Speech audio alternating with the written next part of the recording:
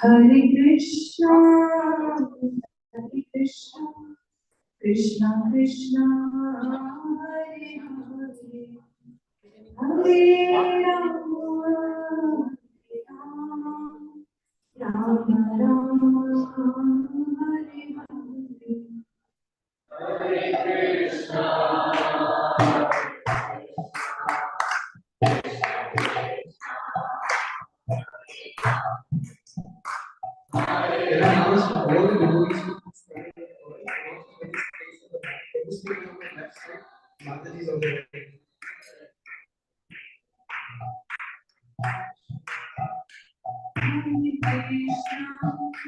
Krishna Krishna,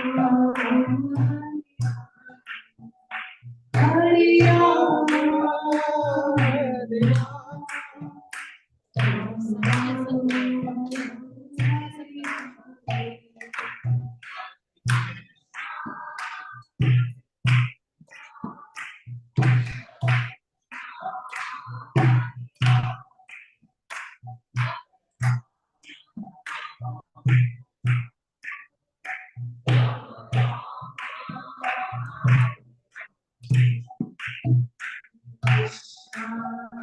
Hare Krishna, Krishna Krishna, Hare Hare, Hare Rama, Hare Rama, Rama Rama, Hare Hare.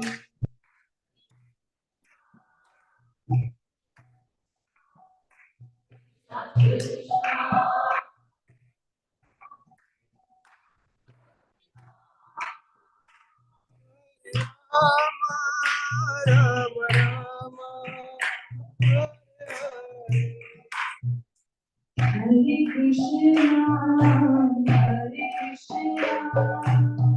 Krishna Krishna, Hare Hare, Hare Rama, Hare Rama,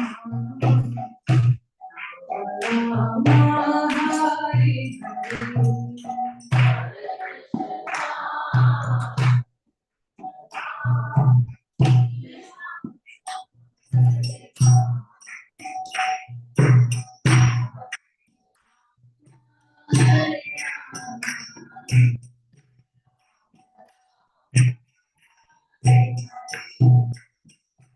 Krishna, Hare Krishna, Krishna Krishna, Hare Hare, Rama Hare Rama,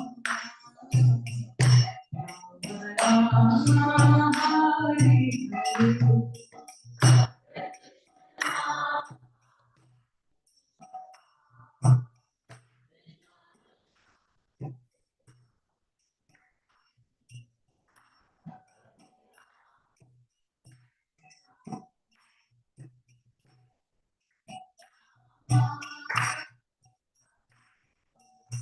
Hare Krishna, Hare Krishna, Krishna Krishna, Hare Hare,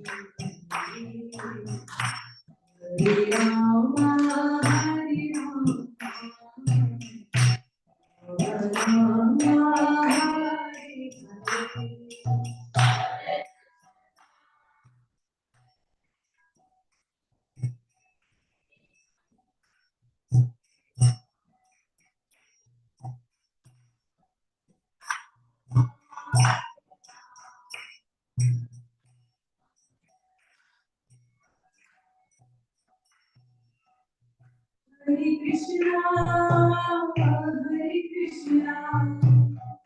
Krishna Krishna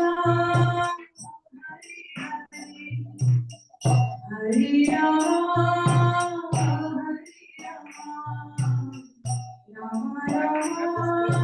Krishna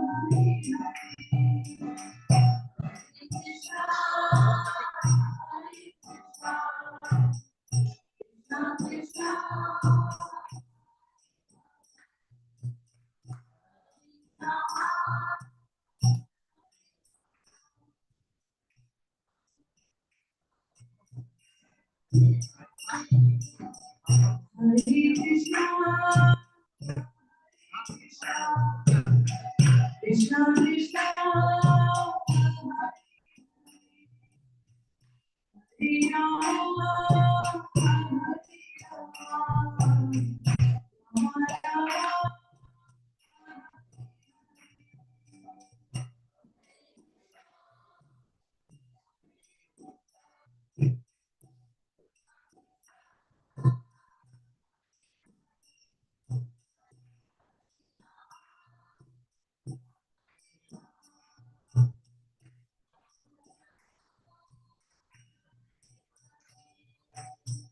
Hare Krishna, Hare Krishna, Krishna Krishna,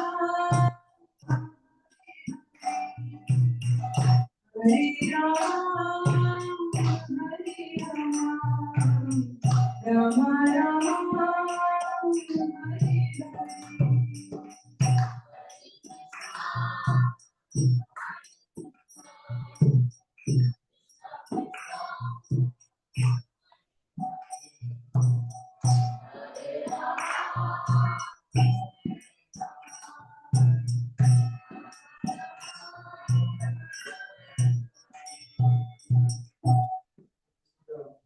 Introduction to His Grace Chaitanya Charan Prabhu.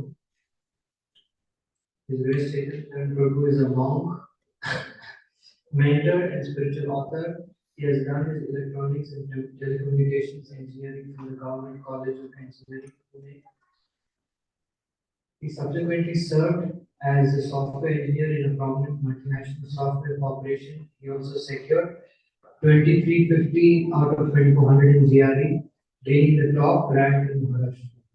Seeing the prevalent problems of stress, depression, addiction, and overall misdirection, all caused by a lack of spirituality, he felt inspired to dedicate his life to the cause of sharing spiritual wisdom of the Bhagavad Gita under the auspices of ISKCON. He travels all over the world from Australia to America, giving talks on spiritual subjects in universities such as Princeton and Cambridge, and companies such as Intel and Microsoft. He is the author of the world's only Gita daily feature, wherein he writes daily a 300-word inspiration reflection on a verse from the Bhagavad Gita. Till now, he has written over 1700 Gita meditations that are posted on www.gitadaily.com and are read through daily feeds by thousands from all over the world. He also answers questions by seekers on his site www.spiritualscientist.com, where his over 3,500 audio answers and several hundred articles are available. His articles have been published in many national newspapers, including Indian Express, Economic Times, and Times of India in the Speaking Tree column. His writings in English have been translated into several foreign languages, including German, Chinese, and Romanian, and several Indian languages, including Kannada, Telugu, Bengali, Hindi, and Marathi. He is a member of ISKCON's leading intellectual body, the Shastric Advisory Council, and is the associate editor of the ISKCON's global magazine, Back Recording. So, as you all know, the last few days, the talks have been very inspiring and very enlivening. So, we are very fortunate to have such a wonderful personality amongst us. Opportunity to hear from such a person is very rare. So let us welcome him by chanting very loudly 3 times. Hari Bo, Hari Bo, Hari Bo. Praise Chaitanya Prabhu ki jai.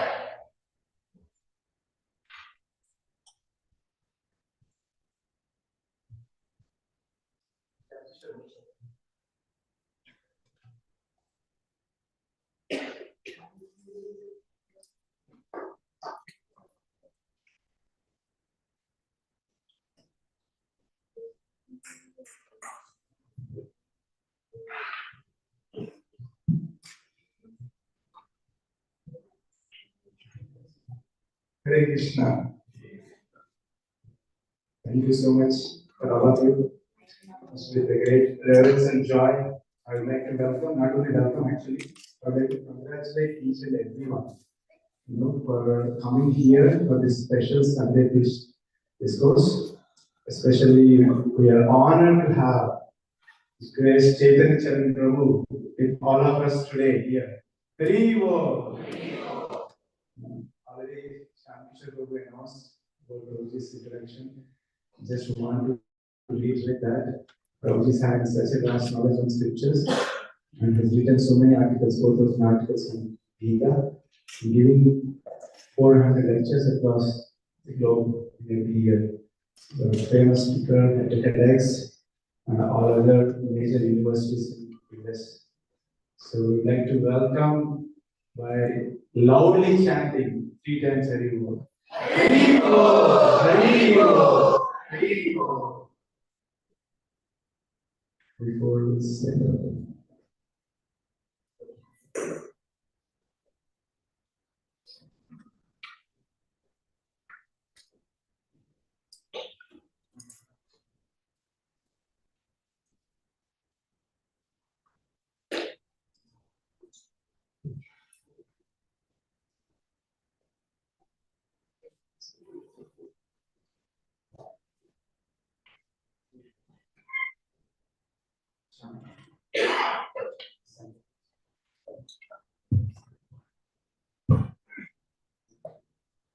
ज्ञानस्य ज्ञानाञ्जनशलाकाय चक्षुरुन्मीलितं तस्मै श्रीगुरवे नमः।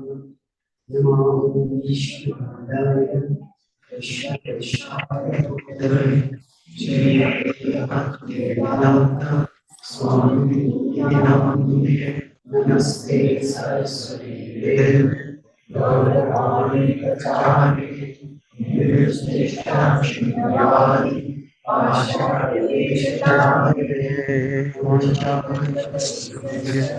कृपासिन्धुभ्यैव च पतितानां पावनेभ्यो वैष्णवेभ्यो नमो नमः। श्रीकृष्ण चैतन्य प्रभु नित्यानन्द श्री अद्वैत गदाधर श्रीवासादि गौरभक्तवृन्द। हरे कृष्णा कृष्णा कृष्णा हरे हरे, हरे Ram Ram Ram Hare Hare.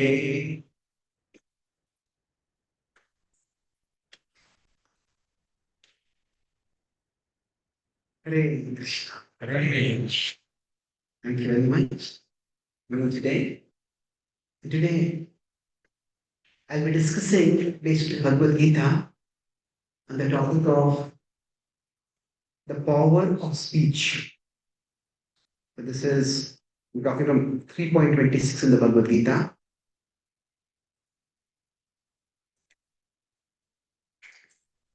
So this is a latest book in the Gita called Prayers Inspired by Bhagavad Gita.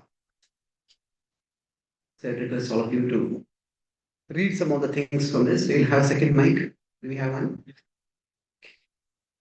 In this book, I have taken the version of the Bhagavad and seen them as ways of, as sources or inspiration for praying.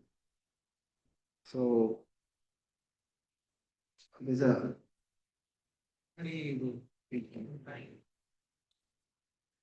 So can you repeat after me? This is a one sentence spiritual affirmation which is like a prayer. My dear Lord, My dear Lord, help me to learn help me learn how to help others to learn. how to help others learn.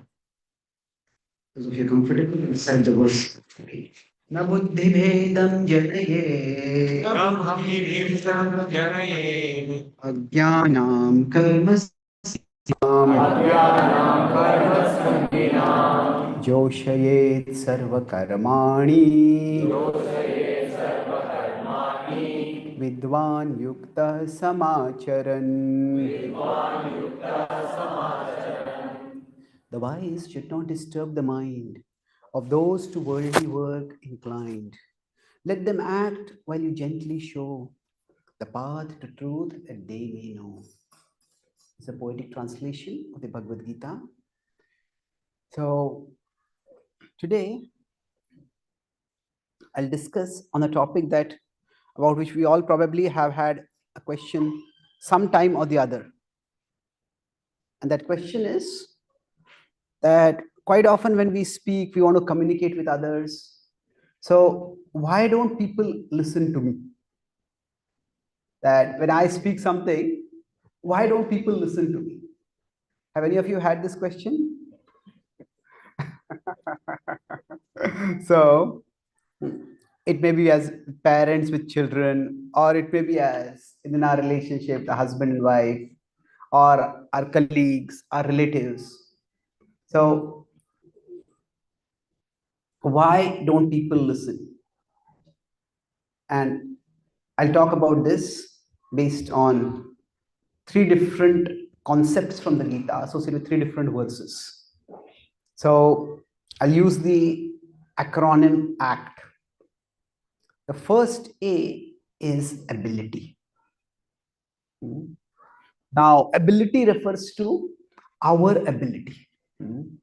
That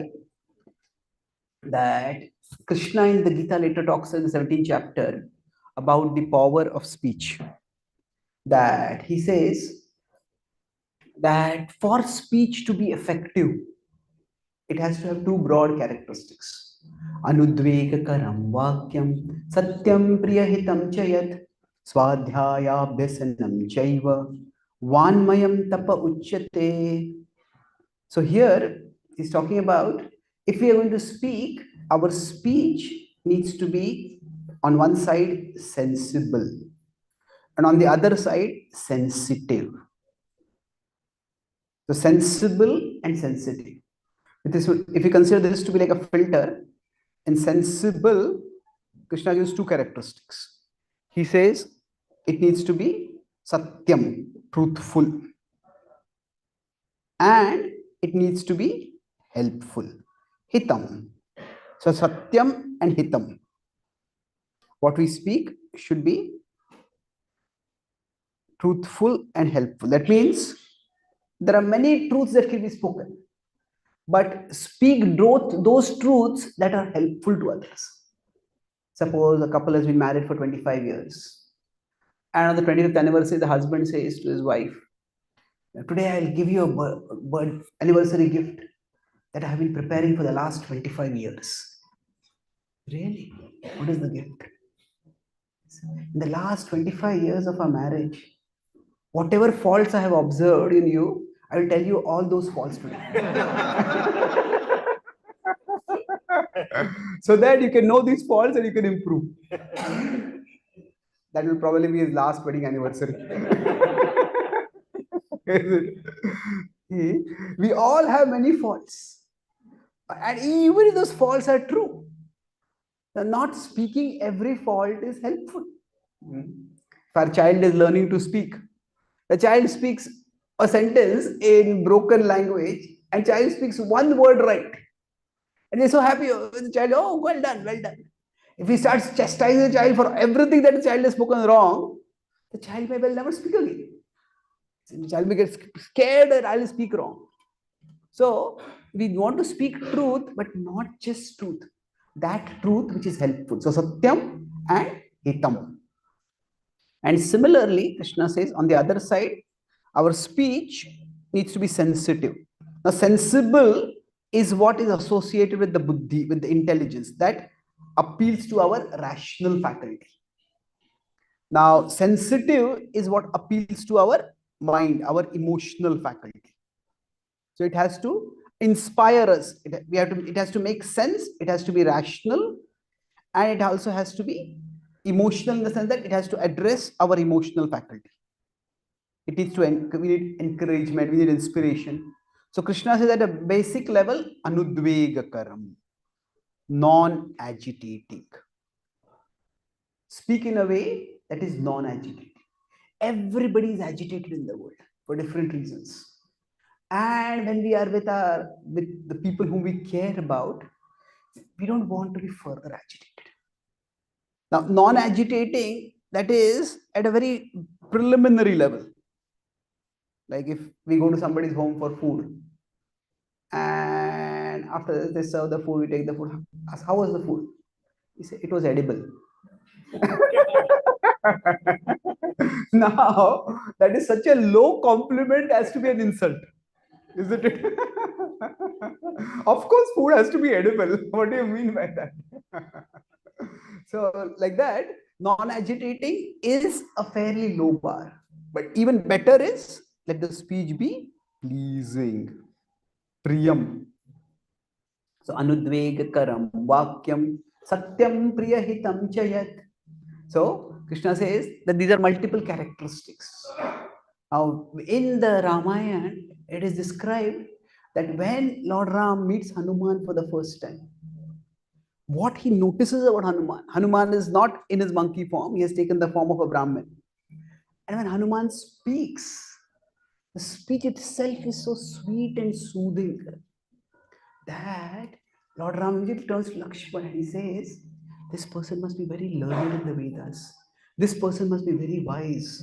His speech has just freed my mind from so much anxiety. So, this is the characteristic of, now Hanuman is there to build a bridge. Later on, he will help in building Setu to take Ram to help Ram and his army to get to Lanka. But right now, he's building a Setu between Sugriv and Ram. Sugriv is suspicious. What are these two? Who are these two people? What are they doing over here? So Hanuman comes. It is sweet speech. Now, at one level, there are two things. There is the voice of this voice, and then there is the what we speak with the voice. Now, some people have a naturally very sweet voice. They sing, singing seems to be angelic. So now we may or may not be able to, we have the voice that we have. We can't change that very much. No. Now some people can have, there is two words used to describe Krishna. Madhuraya gira, Valguvakyaya. And the gopis describe Krishna and glorify him. Krishna, they said, Madhuraya gira. Your voice is sweet. And then with that sweet voice, Valguvakyaya. The words that you speak are also very endearing. They're very heart-touching words. Now, we cannot, among these two things, some people may have a very sweet voice. Sometimes I know one devotee, he was a big fan of a very popular singer in India. And that singer is known to be also a very religious singer. And he had heard his voice. He had associated his voice with God, basically. Because it is all songs about God he would sing. And he went to meet him, and he went on backstage after a performance. And there, with that same voice, he heard that person speaking swear words and what we call galis to somebody because something had gone wrong. It was such a culture shock for him. So like some people can have a very sweet voice and they can speak very harsh words with it. So that is wasting that voice. So we cannot change the voice. The voice what we have, we may not be able to change. But what we speak with the voice, we can certainly change. So now when we are talking about this over here, like sometimes people can use a sweet voice and still they may alienate people. So we can try to improve what we speak, the words we speak. And Krishna calls this as Vanmayam Tapa Uchyate. Vanmaya is that the austerity with words. Now we can look at the power of words both in a positive sense and in a negative sense. Now, in a negative sense, words can hurt terribly. Words can break hearts. If we look back at our own lives, we all can probably remember someone's harsh words. And maybe 20 years down the line, also, if you meet that person again, the first memory that comes is, oh, that person spoke like that. So words can, even if you understand, maybe that person was angry and what they spoke was in an angry mood or whatever. So words can hurt terribly. In America, the rules is that anybody can possess a gun. Now, if somebody has a loaded gun, and they have to be extremely careful how they use that gun. Isn't it? If somebody has a loaded gun and they are impulsive, they have self-control issues, they can just get angry and shoot anyone. Now we all have a permanently loaded gun, and that is our tongue. Our tongue is like a permanently loaded gun. So we need to be very careful how we use it. And for me, this has been a particularly important lesson, because since my childhood, I was very fond of words. So one of my favorite hobbies in my childhood was just pick up a dictionary and memorize words. And so I developed a very good vocabulary. And when I was growing up, I had a bit of a temper. And many people have a temper. Having a bad temper is a problem. But having a bad temper and a good vocabulary is a deadly problem. When some people get angry, they just scream and rant, but what they are speaking is completely incoherent. We can understand that they're angry, but okay, this person has lost the plot. But if somebody has a bad temper and a good vocabulary, when they get angry, it's like their best vocabulary comes out at that time. And then they can be so sarcastic. So I was a very gentle person. At least that's what I thought. And so you could say 99.95% of the time I was gentle. But the 0.05% when I would get angry, I would speak such words that people would be terribly hurt. So not early in my childhood, in my school days, I realized that I have to get a handle on this. So I'm struggling. When I read this Gita verse, like I felt I had hit a gold mine over here. Because I was also a very rational person. So I would always speak very logically things. I would say, why would people not listen? Because everything was sensible, but I had been insensitive before. And that's why the words would just not have any impact. So on a negative level, our words can be like bullets. And bullets can break bones, kill people. The words can break hearts and can kill relationships. On a positive side, words can inspire enormously. Words can motivate. Words can transform lives. Chanakya Pandit says that for a ruler, for a king, more important than the ability to wield a sword is the ability to wield the tongue, to wield words. Because a king, a head of state can fight only so much, even if no matter however valiant they may be. Ultimately, they have to galvanize, inspire people to follow. So the power of words is enormous. And that does not mean we have to be an eloquent public speaker or a leader of great influence. Each one of us in our day-to-day dealings, the words we speak can have a significant impact on others. Maybe someday we were a little down and somebody spoke one word of encouragement. And that may touch us. So we can speak words of encouragement, words of appreciation, just words of kindness. So many of us may feel that almost everybody agrees that giving charity is a good thing. So, but we may feel, okay, I don't have enough money, I can't give enough charity. But there is a charity that costs nothing, and that is the charity of kind words, and that can mean a lot to others. Many of you know that I have polio. When I was 1, I got polio, and since then I've never been able to walk normally. But what I remember is that when I was about 2.5 or 3, a distant relative had come to our home and she was consoling my mother, saying, "It's so sad your son got polio." And I remember my mother speaking. She was not even speaking to me, she was just speaking to her a relative. And she said that, what? He spoke in a very calm, clear, confident voice that I still remember. Whatever he lacks physically, God will provide him intellectually. Those words have shaped my life. That, not the God part that came later by Prabhupada's mercy. At that time, the intellectual part came up. But still, I was able to find some direction. So, the positive power of words can encourage, words can empower, words can actually change people's lives. So that's why we need to understand that this is an ability. When we talk about the ability, each one of us, based on our nature, some of us, we may be naturally sensible, but we may not be sensitive. That means that we may speak things very logically, but we may not be sensitive. So if we are only sensible, we'll speak everything logically, but if the sensitivity means what over here?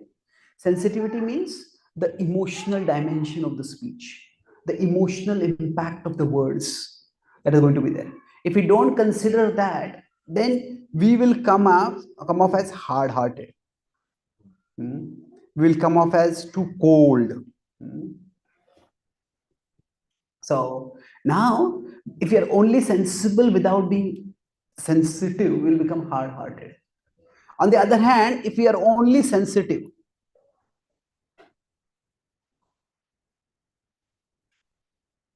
so let me complete the sensible part. If you're only sensible without being sensitive, that means, say, if somebody is, say, a child is learning to ride a cycle, a child falls down. And then we tell them, don't paddle so much on the right side. That's why you're falling down. And then we just keep telling them that. And that's important. We have to tell them that, what they are doing wrong. But sometimes when people are trying to do something, it's not just that they need to know what they are doing wrong and what they have to do right. They also need the confidence that I can do it. I can do it. So sometimes we may give, say, for people to change, they need the light that draws them forward, but they also need the warmth that draws them forward. So sensible speech gives light. Light is what is to be done, but sensitive speech is what gives warmth. And for many people, warmth is just as important, if not more important than light. What to do? And so by light, I mean what? It gives enlightenment. Warmth means what? It gives encouragement. Yes, you can do it. Now, if you're only sensitive without being sensible at all, then we can end up becoming sentimental. So, sentimental is where whatever we are speaking has no logical content to it. It's all just sentimental. So now affirmations are quite a big thing nowadays, and affirmations tap the power of words. So I'll talk about affirmations a little later. But the point is, some affirmations can be about things will be all right. Things will be okay. What was that movie in which there was an affirmation? Three Idiots, or all is well, or something like that. All is well. That's affirmation. So now affirmations can be helpful, but affirmations have to be grounded in reality. If somebody is 4.5 feet tall and they say, I'm 7 feet tall, I'm 7 feet tall, I'm 7 feet tall, that kind of affirmation is not going to help. So, if while being sensitive, if we are disconnected with reality, then that is not helpful at all. But when we are both sensible and sensitive, then that is where we maximize the chances of making our speech transformative, that it can have the desired impact. So the ability, so each one of us can see, where is my speech lacking? Am I not being sensible enough? I'm just encouraging without enlightening, or am I enlightening without encouraging? So both possibilities are there. And when we learn to bring a balance of both, then our speech will become more effective, more likely to be transformative.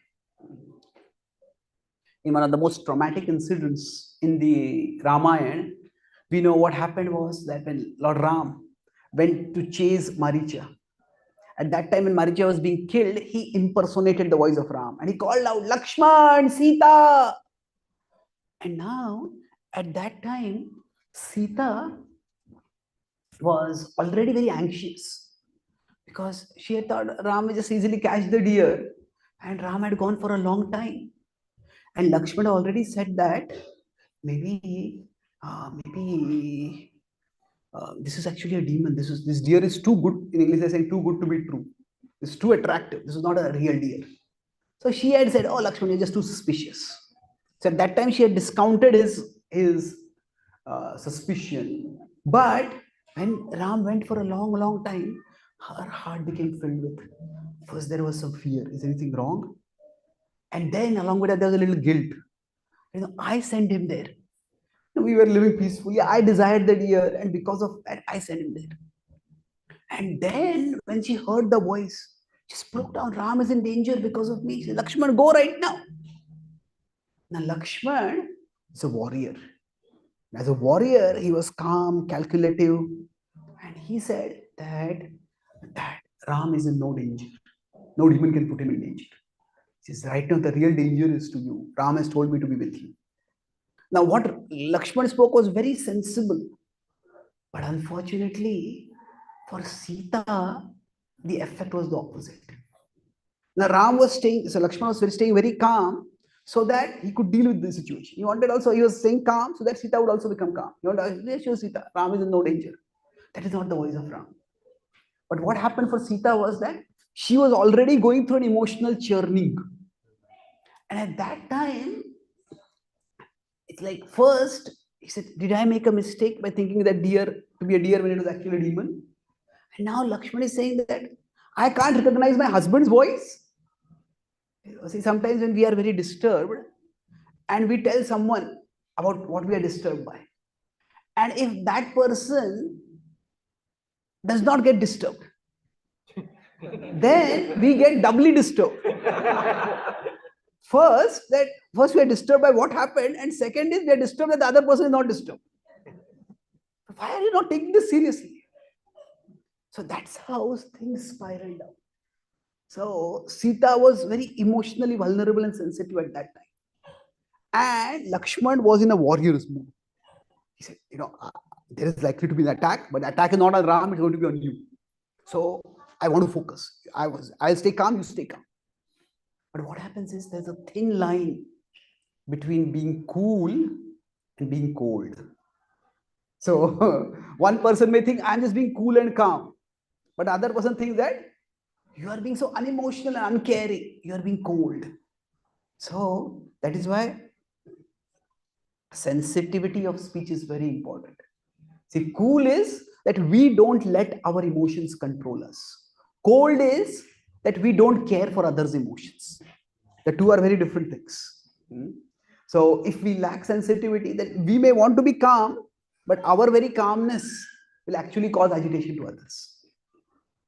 So of course, Ram, Sita, Lakshmana are divine characters, and at one level, this is a Leela, where everything is planned by the Lord. But another level, for our practical level, we can learn certain things from here. So it's important that our speech be both sensitive and sensible. And each one of us can introspect. So generally speaking, it's not all absolute, but generally men tend to be more sensible than sensitive. Women tend to be more sensitive than sensible. There are always exceptions. But often communication becomes a problem because one component may be more in one person, another component may be more in the other person. So each one of us can try to see where my speech is lacking and try to improve in that direction. So generally, when people don't listen to us, there are three possibilities. I am here, the other person is here. So right now, what we talked about was our ability. A was our ability. We try to increase our own ability to use the power of speech effectively. Now the second is the connection between us. What do I mean by connection over here? That our words have an impact based on not just what we are speaking or how we are speaking. So sensible is what we are speaking, sensitive is how we are speaking. But words have an impact based also on who is speaking. So a lot is determined by the nature of the relationship. The nature of the relationship matters big time. So what kind of connection do we have? So ability is about what is spoken and how it is spoken. But connection is about who is speaking.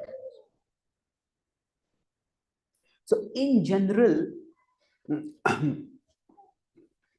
when one person speaks anything to another person, there are now sometimes there is a clear acceptance of the connection can be broadly in two areas. That okay, let me put over here. Can be in two areas. One is authority. Authority means, say, if we go to a doctor and the doctor wants to inspect us, the doctor says lie down, turn left, turn right. Now we will obey the doctor because authority. So if our computer is not working, the doctor says, not the doctor, the mechanic, the computer doctor, say that okay, you have to leave this computer, you have to replace this part. Now we may try to do some double checking a little bit if we want, but beyond that, we accept authority. So in general, in some areas, we accept other person's opinions if we accept that they are an authority. If they have authority, then they are the expert. I'm not the expert. We accept that. Now, the other situation is affection.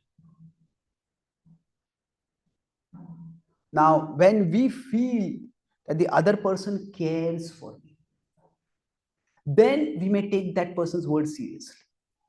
Now, the ideal is where there is both.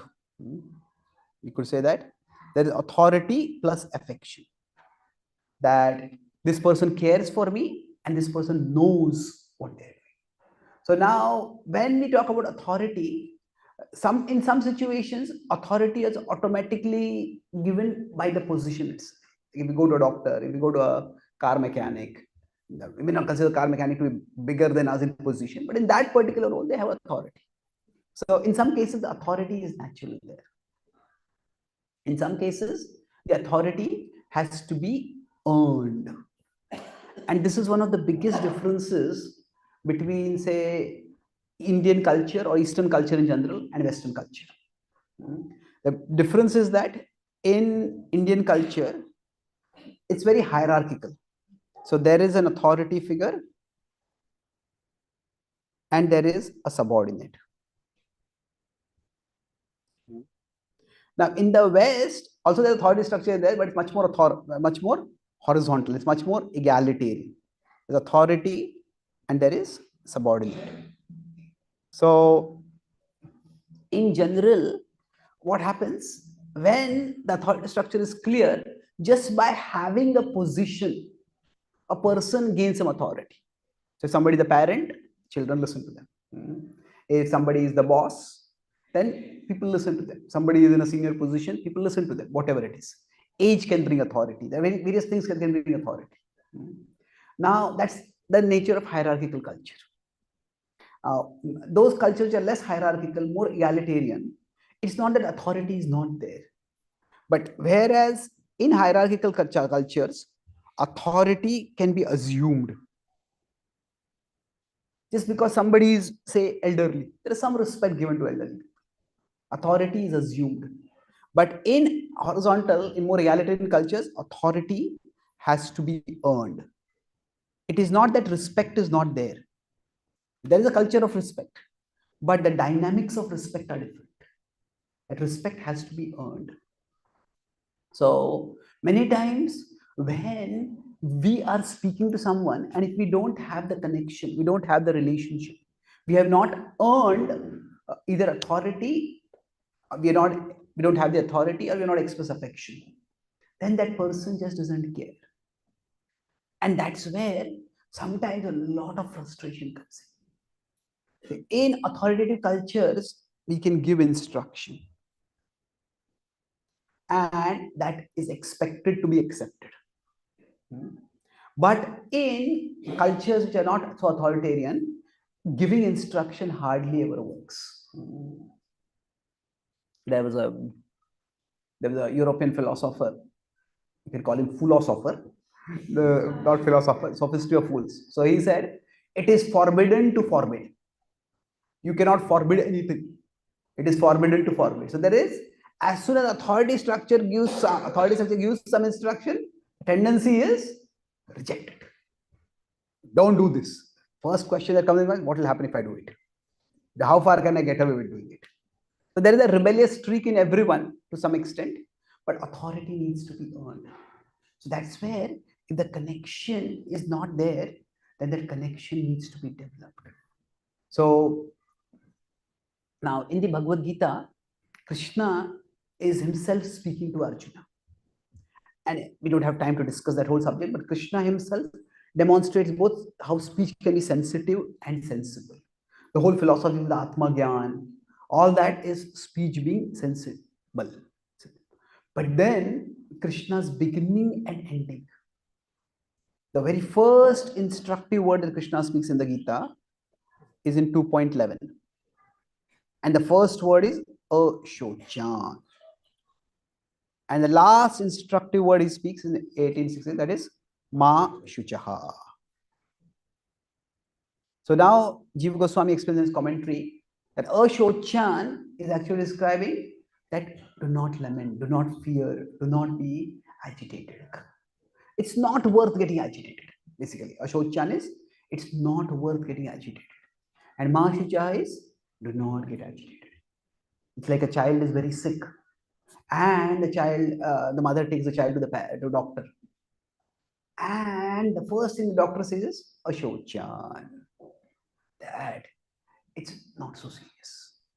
And then the doctor explains, okay, this is caused by this, and you can treat it this way, and don't worry so much. So not worth worry, don't worry. And in between, explain why it's not worth worry. So Krishna's own speech is sensitive and sensible. So it's interesting, Krishna is God, but in the Gita, Krishna does not draw authority from his godhood to force his opinion down Arjuna's throat. He's not doing that at all. What is Krishna doing? Krishna is persuading Arjuna. And Krishna, through the force of his logical argumentation, he's building up his argument.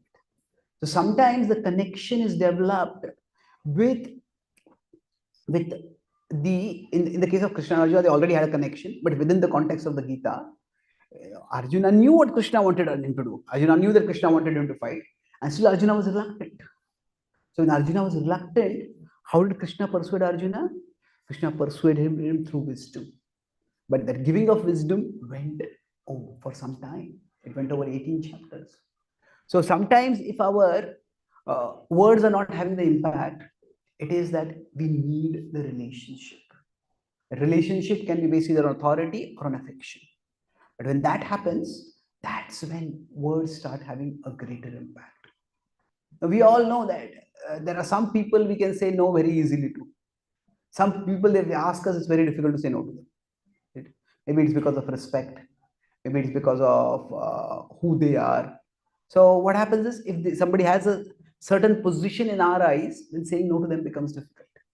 Sometimes there can be healthy, sometimes there can be unhealthy.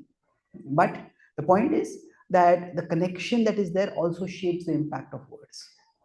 And that's why sometimes, no matter how good a speaker somebody might be, they may have to build a relationship. And the last part, what is the acronym we're discussing? ACT. Act. So how to act productively. So now T is time. Time means what? That sometimes the impact of our actions, including our work, including our words, is determined by factors beyond our control. The Krishna in the Bhagavad Gita says, Karmanyevadhikaraste ma phaleshu kadachana. that we do our part and we leave the result to Krishna. We understand that we can't control the results. So why is that? That is because we all go through different phases in life. Here, when I want to talk about the time is Kala, and Kala is very closely associated with karma. That we go through different phases of karma in our life. So now the word karma has many different meanings. So there are at least 4 meanings. I mean, there are at least 25 meanings, but I'll focus on 4 meanings. Karma can refer to action. We all have to do karma. Nobody can spend 1 moment without doing karma, Krishnas. Then karma can also refer to reaction. It is, we all have to bear our karma. Karma can also refer to the system of action reaction. That the law of karma is universal. And this we're talking about system of action reaction. Now, karma can also refer to one kind of action. Like we have karma, vikarma, and akarma. So the word karma has different meanings. So basically, when we talking about action, it refers to present action. And when we look at reaction, we are talking about the past. The past actions are leading to present reactions. So basically, now this what I'm going to talk right now is not going to apply not just to speech, but it applies to speech also. It applies to any kind of actions. So our present karma can be positive or favorable. And so here it is favorable. And that's the x-axis. Or it can be, present karma can be unfavorable. And our past karma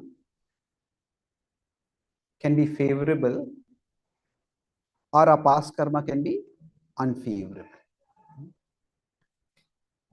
So now, if we consider, now what does this mean?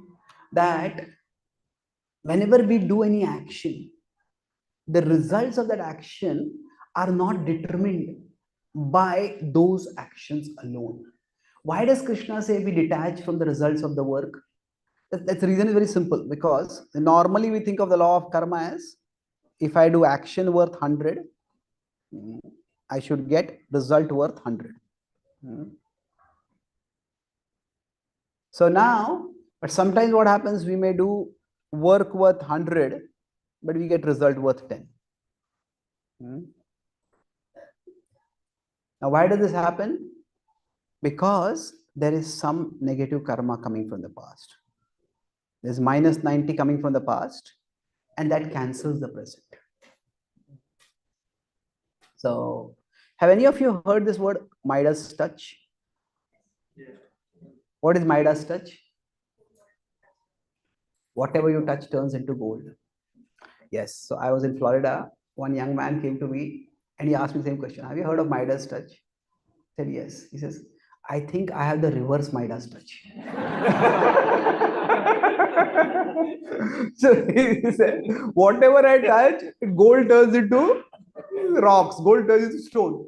He says, any project that I enter into, it just falls apart. Anything I do, it just seems to be collapsing. So now I started by telling, don't be so proud. Don't be so proud means what? That actually we don't have the capacity to turn gold into stone, nor do we have the capacity to turn stone into gold. But the point is that sometimes we go through different phases of karma. So if we are going through a negative phase of karma, that means past negative karma is coming. Now here I just give this example of 100. But what may happen is that my present karma might be 100 and my past karma might be 500 minus. Then what will happen is that what I'll get is minus 400. So, no, I had an experience of this recently, not from a past karma, from a previous life. It's like I told you that my childhood I was I had a bit of a temper. So I'm reconnecting with my school friends now, and we had got together with many friends at Nasik where I got educated. So there, one friend was very cold. He came to meet me with five, six other friends, but he was quite cold. I was being polite and nice. And then I asked another friend with whom I've been relatively closer. He said, is something going on in his life? He was quite cold. Then he told me that when you were in school, he used to get angry with him very often, and he still remembers that. So, so I realized that I have some work to do over here. Then. Sometimes the past karma is very negative. Then we have to do more present karma to cancel that past karma.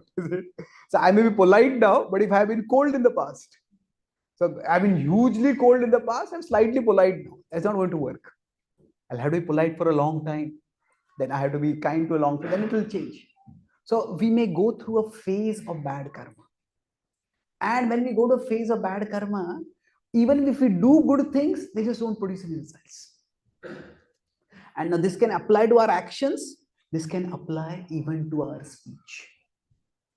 To our speech, sometimes we speak well-intentioned words. We may speak them properly also. Our present karma is good, but our past karma is not. And because of that, whatever we speak, it just does not have results. So now, if we go back to this particular diagram now with this understanding. Now, of course, before I go there, I'll just add one more thing over here. See, sometimes when this happens, we all feel this is so unfair. That I am doing the right thing, but I'm not getting the results. But we all probably have experience when we just do something small and that produces a huge positive result. So we do some, we join a company, we join a project, and when it's in last stages, and the project becomes spectacularly successful, and we are celebrated as a part of the winning team. We hardly did anything. So like that, for me, I have experience as a speaker. Sometimes I prepare for a class very enthusiastically. I come with the energy of a TED talk, and the audience goes with the energy of a bed talk.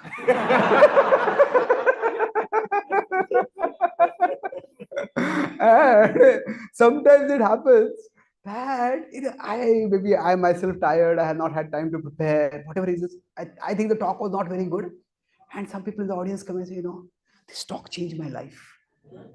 And after that, they might just come and flatter. But somebody comes and tells after 1 year, and, you spoke this point, you spoke this class, and you spoke this point, and this was life transforming for me. Now, if I remember that talk, I think I was really disorganized in that talk. So sometimes what happens is our present action alone is not enough.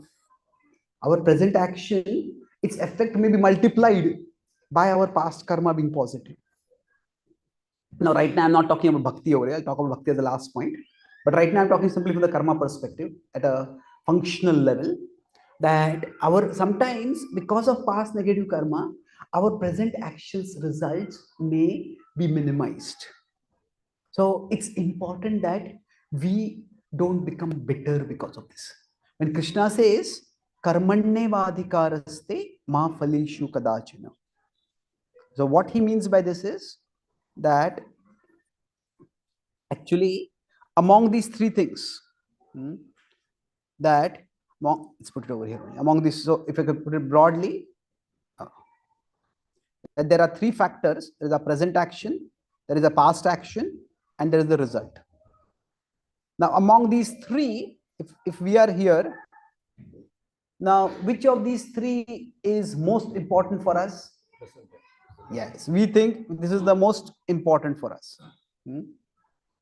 Now, which of these is most controllable by us? Sorry, is present action. This is most controllable for us. And which is the most unknown for us? Yes. Now, we can sometimes come to know about it, but it is often not knowable for us.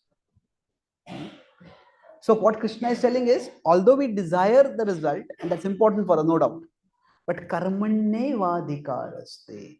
So Krishna is saying, focus on this. focus on our present action. And when he says be detached from the results, that doesn't mean be apathetic to the results. That doesn't mean don't care for the results. That does not mean don't seek the results. That is definitely not the meaning. Because if this is 2.47, where Krishna is saying don't be attached to the results. But before that comes 241. And 241 is Vyavasayatmika Buddhi Ekeha Kurunandana. That have one goal. Don't have, Krishna says, Bahushakha Yanantascha Buddhayo Vyavasayina. If we have too many goals, we cannot concentrate our mental energy, we cannot concentrate our intelligence, our emotion, our imagination. We can't really focus. So, one time last year, one devotee came to me and he says, 2024 is going to be the best year of my life. I said, wonderful. Why is that? He said, I have made 108 resolutions, and these resolutions will change my life. So I told him, with all due respect. So yesterday I mentioned in the class, if anybody starts a sentence with all due respect, that means whatever is going to follow is not going to be very respectful. So I said 108 is not a resolutions, it is a wish list. Even 2, 3, 4, 5 resolutions are a lot. Maybe 1, 2, 3, up to 3 we can manage. Generally, one is just focus on one area, improve that area, then move to some other area. So Krishna is not against setting goals. Krishna says set goals and set limited goals and focus on those goals. So Krishna is very much in favor of setting goals. But what he's saying is results, don't be attached. So we can want this, but we understand that this is not in my control. And therefore, what do? We focus on what is in our control, and with respect to this, we are detached. We are detached because this is not in our control. Now, as far as this, this is where we have to have a certain level of humility. I don't know what the past karma is. And that's why I can't know what the result will be. So now, this applies to speech. So let's take one example to illustrate this point about, see, our present karma might be favorable. So among these 4 quadrants, which is the best quadrant to be in? Yes, 4th quadrant, isn't it? That what we are doing right now is good, and our past karma is also good. That is the time our speech will have maximum effect. Our present karma is good, our past karma is good. When that happens, then not only will our speech have impact, it will have a much more than the impact than what our speech normally has. So now, if our present karma is favorable, but our past karma is unfavorable, then what will happen? We may do the right thing, but it will just not have the right impact. So, in this quadrant was the relationship of Vidura with Dhritarashtra. That Vidura, he was always speaking wisdom throughout his life. Now, Dhritarashtra liked to listen to wisdom, and that's all he liked to do. He would listen to wisdom, yeah, that's good. But he would do what Duryodhana wanted him to do. So now, throughout his life, Vidura was giving good advice to Dhritarashtra, but it was not having any impact. And does that mean that Vidura should have become discouraged, Vidura should have become frustrated? No, that is a phase. But when time changed means what? When Duryodhana was no longer in the equation. At that time, the attachment to Duryodhana was frustrated. And that's the time when Vidura's words started having impact. And finally, the Bhagavatam describes how Vidura came to Dhritarashtra and inspired him to become detached. So, most of his life, most of the life, Vidura and this relationship was here. But towards the end, it came here, end of life. So, Vidura had the patience. You understand, sometimes I may be speaking the right thing, but it may not have the right result. So, Srila Prabhupada was speaking the same spiritual wisdom in 1940 as he was speaking in 1970 when he came back to India.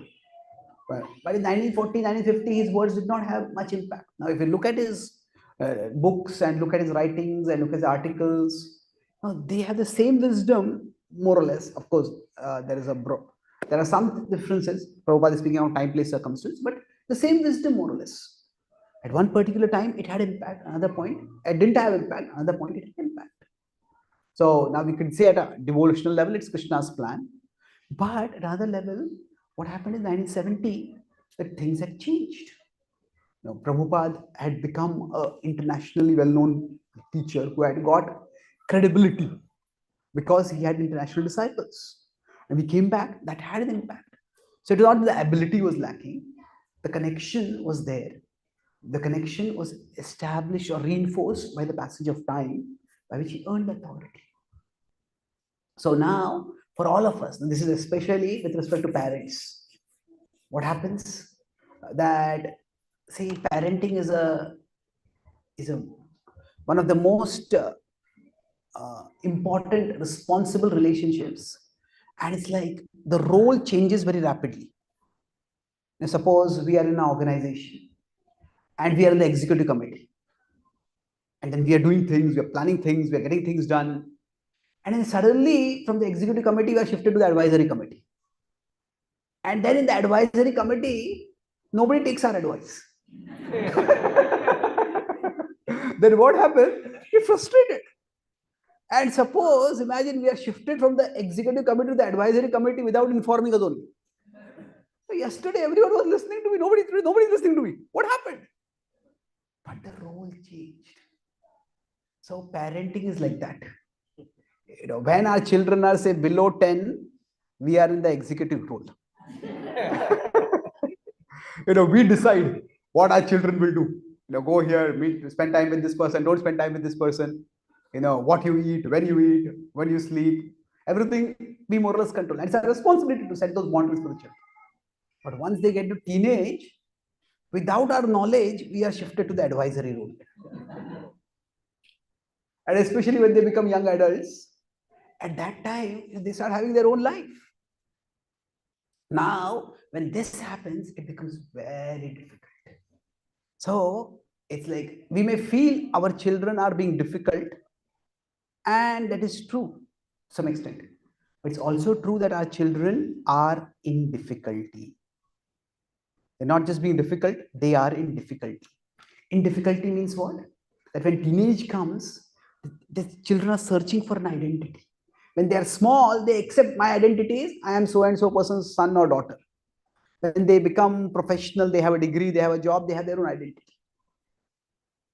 But in between, they are too old to accept the identity that I am so and so's son or daughter, and they're too young to have built their own identity. That's when they become very vulnerable to peer pressure. And then they do things which they may not want to do themselves, just to try to forge an identity for themselves. So now, of course, we want to set boundaries to our children, but sometimes just that phase has to pass. There's an American thinker, Mark Twain. He said that when I was 17, my father was a fool. Now I'm 25 and I'm amazed how much the old guy has learned in the last 8 years.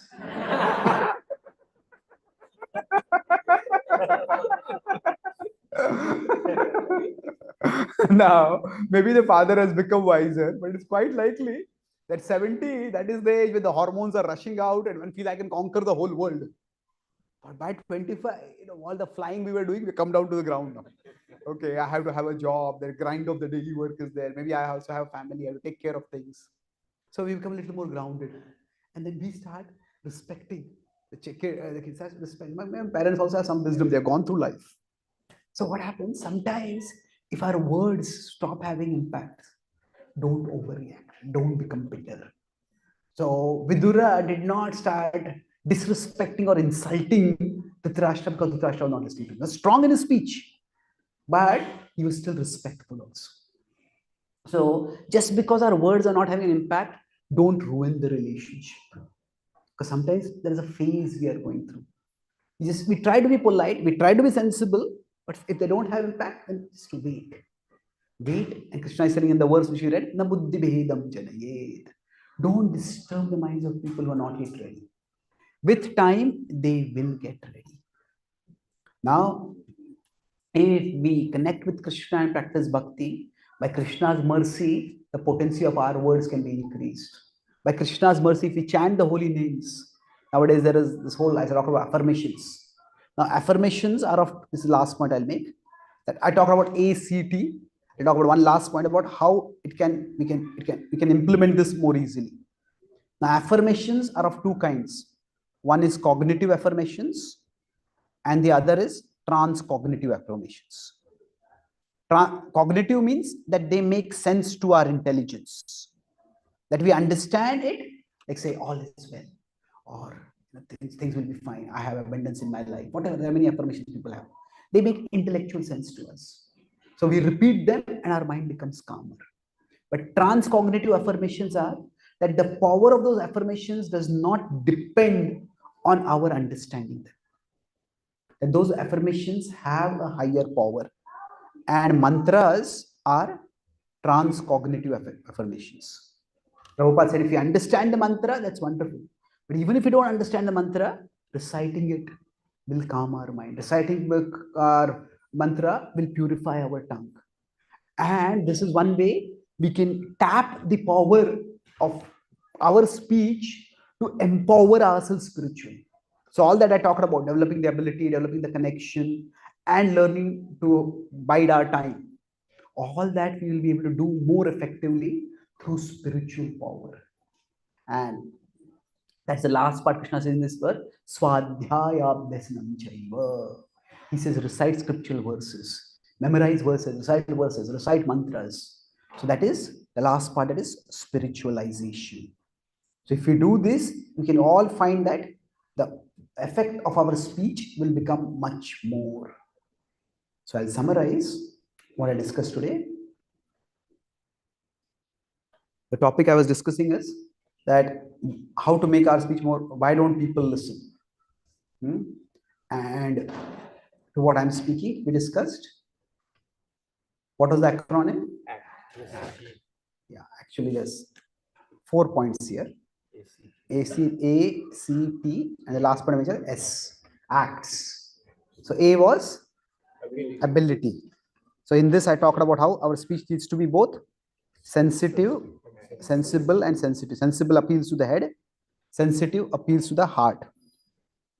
And when both are there, then it's most likely to be effective. If you're only sensible and not sensitive, then we will become too hard-hearted. If you're only sensitive, we'll become sentimental.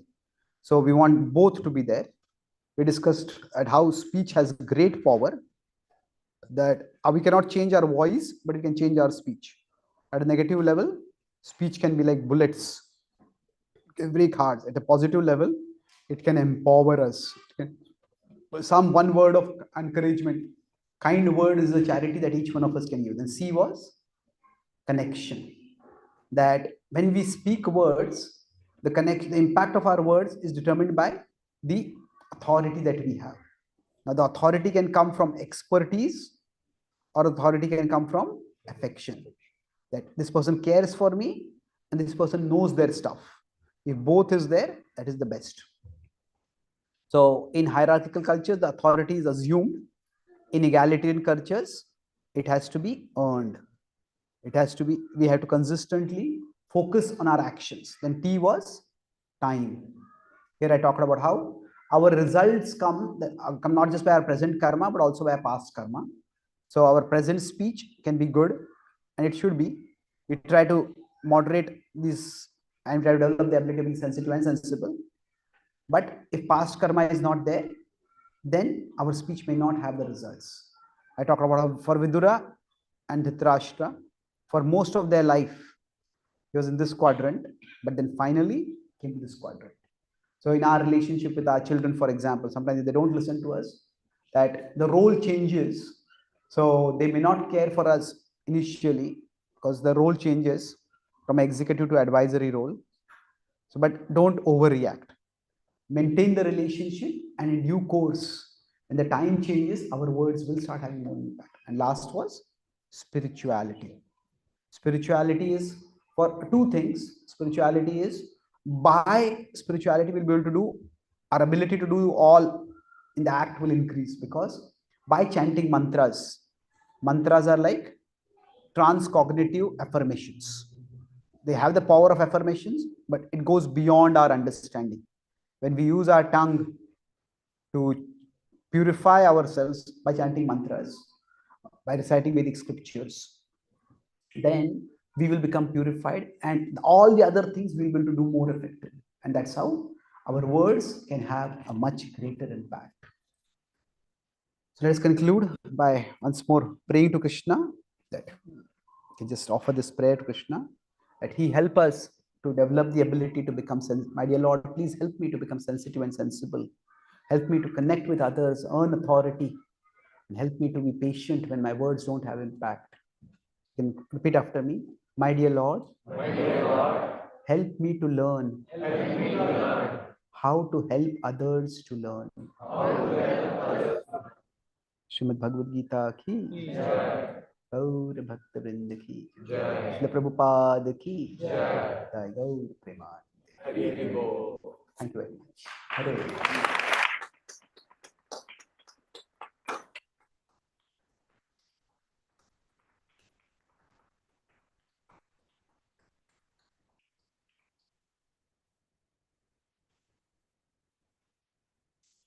questions? Okay, my one or two questions. I have to leave for Farmington Hills after for another program. Sorry, not Farmington. I have to go to Grand Rapids. So for an evening program, but one or two questions quickly will take. Does anyone have any questions? Yugal Kishore, you have any comments? The more I travel across America, I feel all of America is Yugal Kishore Prabhu's Virat Rupa.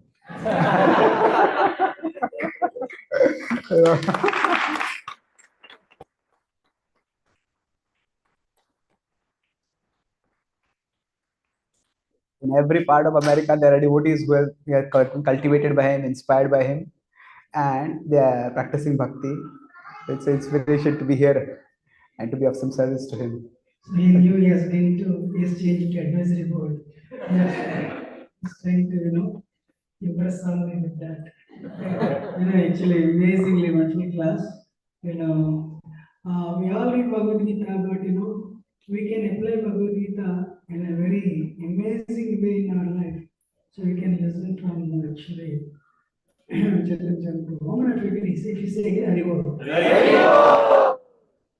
I'm blessed, So, my request to you all, read Bhagavad Gita.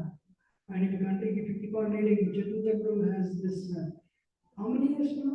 Every day you have GitaDaily.com. 14 years now. 14 years. 14 years he has been, giving, releasing one session of that. One article every day. Yeah, he's giving one article every day for 14 years. So many people think, it's this religion and, I don't want to. But you can apply hard in your life, you can become a better person. And people say you can go back to God, that's a different thing. Your present life will become better now. Actually, what is very inspiring in this is he came up with a screen. I don't know my past karma. I don't know my future result. But what I can work on is present. That's very impressive. Because we all have experienced results are not coming. I wish whatever he showed, 10 karma and 10 and the other is 100. That's what we expect. Most of the time it's actually our investment is 100. But the results are sometimes 10 only, or even less. How many agree? So, how much solace we can take from this session? This session gives us patience. This session gives us enthusiasm. More than anything, this session gives hope. So things will become better. Preacher has this thankless task of inspiring us to keep us hopeful and make us hopeful. That's what he's doing, Krishna's duty actually. And actually, I'm really it's wonderful. In the Eastern world, it's assumed, but in the Western world, it has to be earned. Actually, every line and every word, and really, I really liked it, impressed, and I request everyone to please, take it up so that your life will become better.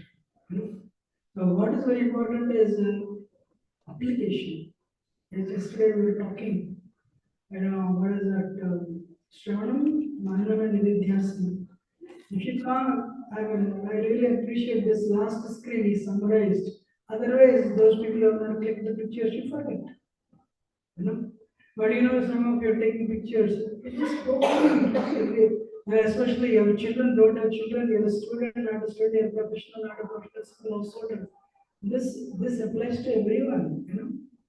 So my point is, okay, this is helping me by 1 hour investment in a week, which is less than 1%, which is less than 1% or 1%. It is changing, it's making difference in my life. What if I come up with it? And he made this law, the transcognitive mission, if I do this, on the meditation, forget about the future, it will help me in the present. Today, it will help me.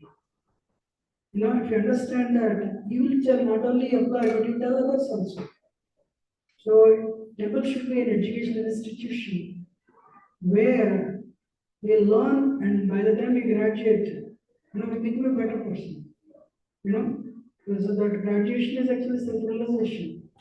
So, but definitely your investment of 1% here, out of 168 hours, only 1 hour. But it will make yourself better, family better, relationships better. Why not we take it seriously? So thank you very much. Very, very grateful. Actually, very wonderful. So let us express our gratitude. So this is the lovely journey between us, Haribol. So how many of you request that Bhagavad Gita is great? Because he made it great. It means he is great. Right? So thank you, Vishnu, very good. And I have only one announcement. 8th June we are doing a theatre in Ann Arbor. Spring we are doing a theatre in Ann Arbor. Anybody from Ann Arbor here? Today, June 3 hours, 4 o'clock. We are ready the church.